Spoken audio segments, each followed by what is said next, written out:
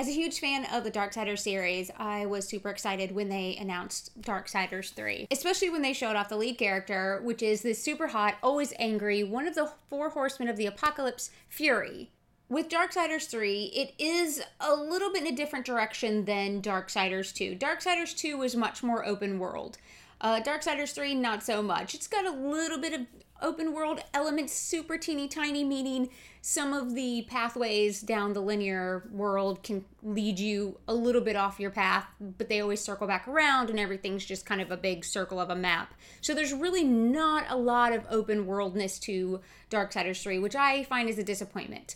I like Darksiders 1, but I thought it had a lot of room to grow. I love Darksiders 2, but I think 3 isn't exactly a step in the complete correct direction, but I still fucking love this game. And it took me quite a while to love Darksiders 3. I love the art style right off the bat. As soon as I put the game in and started playing, I love the world of Darksiders 3. I love this like fantasy dark devil world. I don't even know if that's the correct way to say it. Kind of mixed in with this human world. And a lot of games do that, but I think Darksiders 3 does it wonderfully. I love the art style. I love the environment art. I love the character art.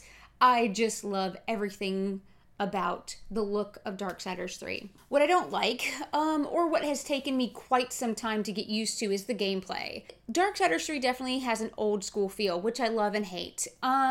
There are a lot of things you're going to have to kind of get used to, especially after having gotten used to the way a lot of games play now. So it can be pretty frustrating. Okay, it's not pretty frustrating. This game is frustrating as fuck. It has made me rage quit so many times. It's so fucking frustrating, but I love it. Darksiders 3 is definitely a dodge hit game, as I call them. Not so much as the Of Souls series, which thank God I cannot stand those games. I'm a tank player. I love running in and just hack and slashing the shit out of everything like God of War.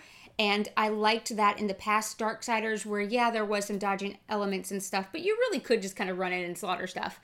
In Darksiders 3, that's not the case. You very, very much have to be dodging the majority of the time. I hate that. It took me many, many days of rage quitting in Darksiders 3 to kind of train myself to dodge first and then maybe get a hit in if I think there's an opening. I still don't really like it, but I've gotten used to it. I find it even more frustrating because my lead character's name is Fury, yet most of the time I'm just dodging a lot. I would think Fury would be very much an uncontrolled tank character that just lashes out at everything and can hold her own, and she can hold her own, but only if she dodges the majority of the fight. That's my main complaint about the game, is how dodge heavy it is. Also, something I find very frustrating, not just in this game, but any game that does this, is the fact that taking a health or any type of potion forces me into a mini animation, which I can then get hit out of, but I cannot block that incoming attack. I have died many times in fights because I'm trying to heal. I'll dodge out of the way, but a lot of the enemies can do these leap attacks, and if I'm stuck in a take health potion animation, which is only 2 or 3 seconds long, but those 2 or 3 seconds can mean life or death in Darksiders 3. So I've dodged out of the way, I'm in a corner, and I'm really quickly trying to drink my health potion. Yet, an enemy does a leap attack on me, which I see coming, but I can't block because I'm stuck in this animation, so I can't roll out of the way. They hit me. I obviously need health, but because I was unable to roll out of the way, they continue to hit me before I'm able to roll, and they end up just unleashing 5 or 6 attack combos on me while I was trying to heal, and there's nothing I can do about it, and I die. That pisses me off to no end. I've said this a million times, but if any point in combat, if a game has any type of forced animation, I should not be able to be hit within that forced animation. It's fucking bullshit. I hate it. I wish developers would just stop, because that sucks. I can just go on forever about how much I hate that. A lot of these checkpoints are so far away, and you die in a fight, you respawn at a checkpoint, and then every enemy along the way has respawned. Bullshit. But then also, the things that you use to level up your XP are these souls. When you die, all of the current souls you were carrying stay where you died, so you have to go pick those up. Well, if I encounter a fight that I did not realize I was underleveled for, or that I was not ready for, those souls that I desperately need to be able to level up my character so that I can fight are still in that place with the enemy. And there's no way for me to retrieve those much needed XP points without engaging the enemy again. And that's extremely frustrating. Yes, there are XP points, I'm going to call them XP points, but there are souls that you get in these lurcher clusters that go in your inventory and they stay there. So I would recommend do not shatter those crystals until you're going to actively use them, because then you will find yourself in a place where you've activated an enemy that you're not ready for, and you will lose all that XP that you could use to level up to be able to take on that enemy. You don't lose them, but you know what I'm saying. They stay there with the enemy, and if you, yeah. And so, yeah, the dodge heaviness, the force animation of taking a potion where then I can get hit out of and then get comboed into a wall and there's nothing I can do about it, and those much needed XP points stay where I die and I have to go get them again are big frustrations in the game.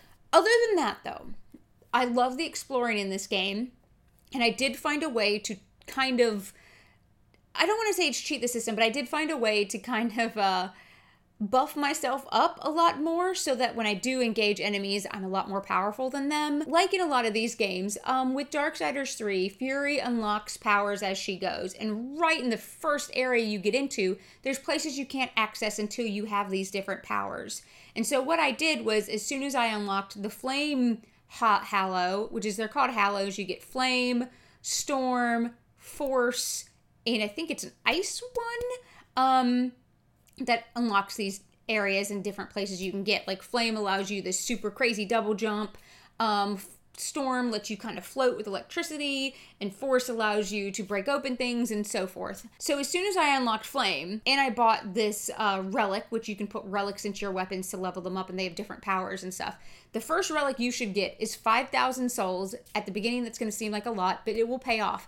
This relic not only boosts your health, but it also gives you XP or the souls with every item you break with that weapon. Save up and get that relic right away. Put it on your main weapon and break everything. You will get so many souls. And so then I unlocked the Flame. I went through and replayed the whole level, the whole beginning levels again, and broke everything on the way there. So by the time I'm in my second area of the game, I'm already level 20, which outranks even the hardest bosses in that level. That's kind of how I dealt with the whole frustrations of having to dodge constantly, and I still do have to dodge constantly.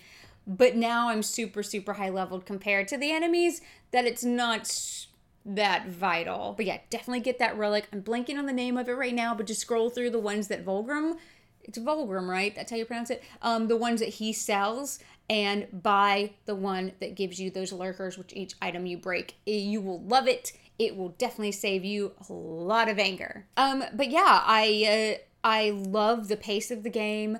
I love Volgrim does unlock these, they're called serpent holes, but it's fast travel. Those are great because you can just fast travel around to get to the areas that you have now unlocked through a hollow that you weren't able to access before. And a lot of those areas aren't just like, oh, you can now just access this one room that has a special thing in it. They really do unlock whole other chapters of the game that you weren't able to get to on your first way through, and that is awesome. I love that when I'm leveling up, I'm not just unlocking little areas. I am actually actively unlocking more and more of the game, and that's great. So overall, I adore this game, and I really hope they make a fourth one. The fourth one should be Strife, and I hope we get to see it so we can make this whole story come to a close. I, again, love the art style. I love the exploration. And like I just said, I love the pace of the game. I love the different powers you unlock. The controls can be a little frustrating. They're not the most, I'd say, responsive controls all the time. Sometimes they are, sometimes they aren't. They're very wishy-washy. But overall, I think this game is a lot of fun. If you're like me and you like to tank everything, I definitely recommend kind of farming a little bit and getting your character a little more buffed out before you start taking on a lot of the big enemies. But if you're totally into the roll dodgy type of games, this is for you. I don't feel at any time has this game gotten repetitive at all, which, you know, that's a big thing for me, is a lot of games can get very repetitive. I don't feel that way with Darksiders 3 at all. So, would I recommend this? Absolutely. I'd recommend it to either player, the tanky or the roll dodge. But yeah, just again, you tanky players are going to need to kind of train yourself to think dodge first and then attack. But yeah, let me know what you guys think of the game. Do you think this is a worthy third in this series? And where would you like to see the series go next? As always, guys, thank you so much for watching. I totally love you.